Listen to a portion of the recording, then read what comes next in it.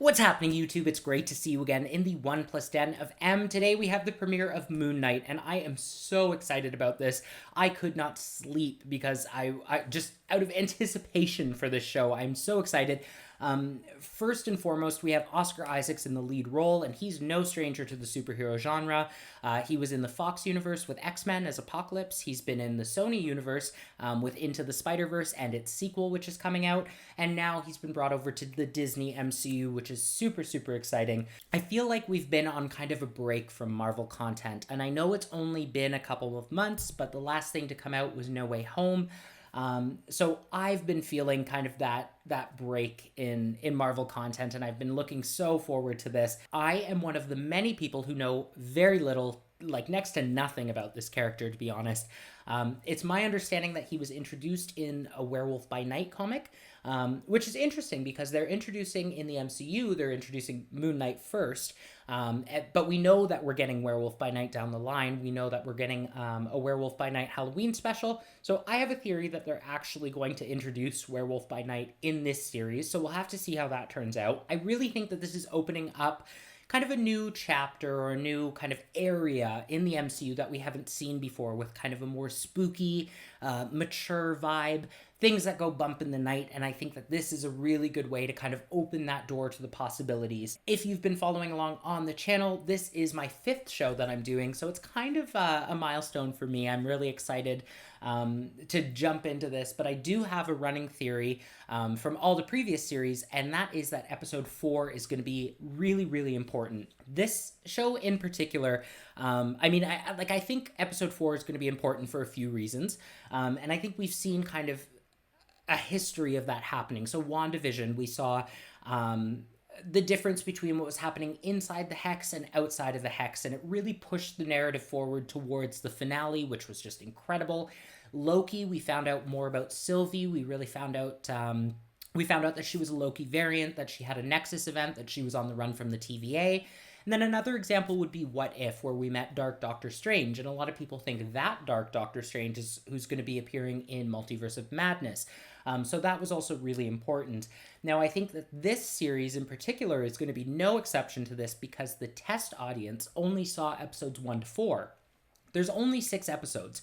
So that is a very large chunk of the series to show them, and it's interesting that they would leave out those last 2 episodes. So I think episode 4, we're going to jump into something new that we haven't seen before. It's going to be a really big event, and then episodes 5 and 6 are going to be things that they didn't want spoiled or leaked.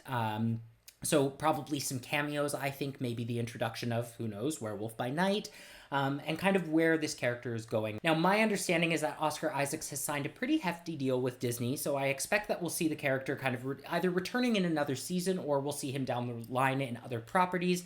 It does remain to be seen, but anyways, I am so, so, so excited for this. That's enough out of me. Let's get into it.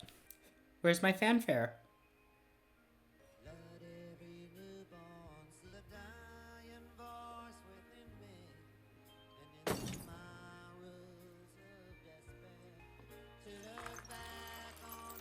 No, don't do this.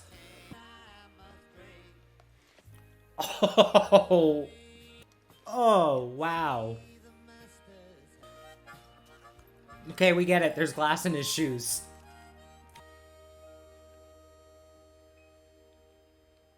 Listen, if you don't stop nattering at me... She's nasty. She's real. What's wrong with him? Hello, and welcome to Staying Awake. Let's start with trying to solve a puzzle. You'll need about 5 hours to sort it out. Oh my God. Oh.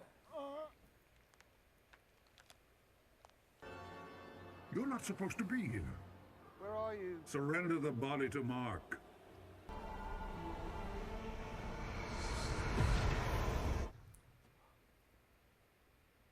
I wish you could live to see the world we make.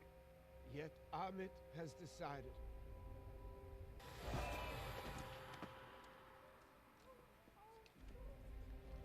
Yeah? Will you return the scarab? You will give him nothing. Yeah.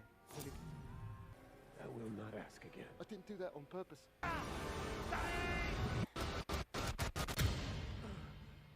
No, The idiot's back. Sorry. Oh. Oh, God. Bugger, there's so many of them. This has to be a dream. This has to be a dream. Thank you. Sorry. Thank you.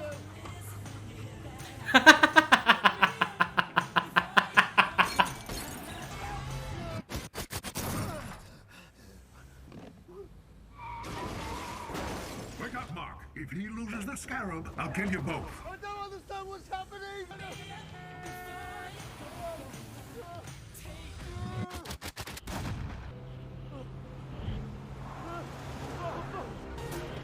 Did he just throw the gun? I don't know what I'm doing. Then leave us be, parasite.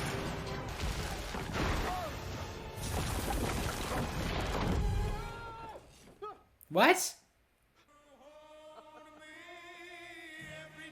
Don't you dare. Okay. It doesn't change the fact that today is Sunday, which means lose my number. Cheers. Sorry. What day is it today? Sunday, sir. No.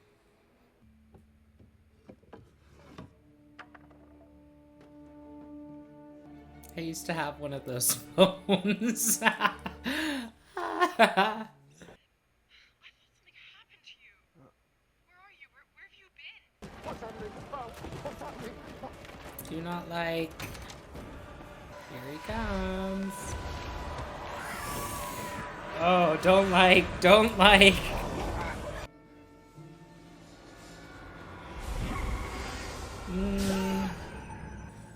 What? The hell? Excuse me, Ronnie. This man right here, he's been following me. No, I don't know. Please, Amit.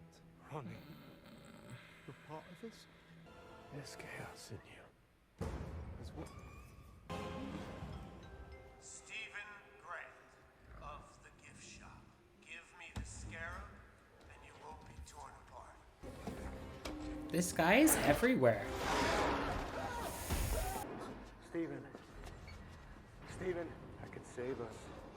You gotta give me control. It's Go the only for way. it. Just get rid of the thing. Just go. Let me save us. Please do. Oh, right away!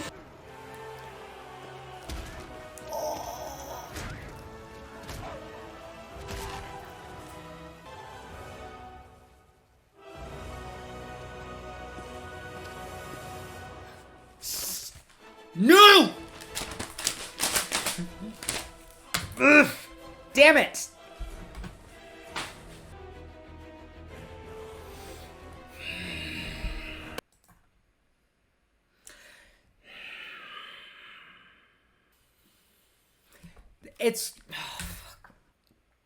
It's gonna be a long 6 weeks. I guess 5 now.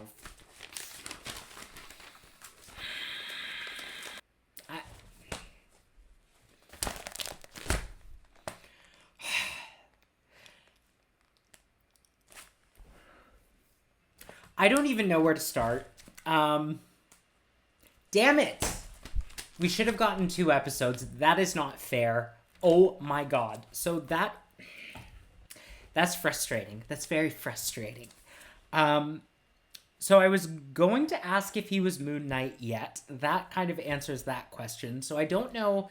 Obviously we have Mark, and I'm assuming that's Mark Spector, I think the correct name is, and then we've got Stephen Grant. So Stephen is obviously the more shy, timid, museum gift shopist, I think he said. And then we've got Mark Spector, who is some kind of mercenary.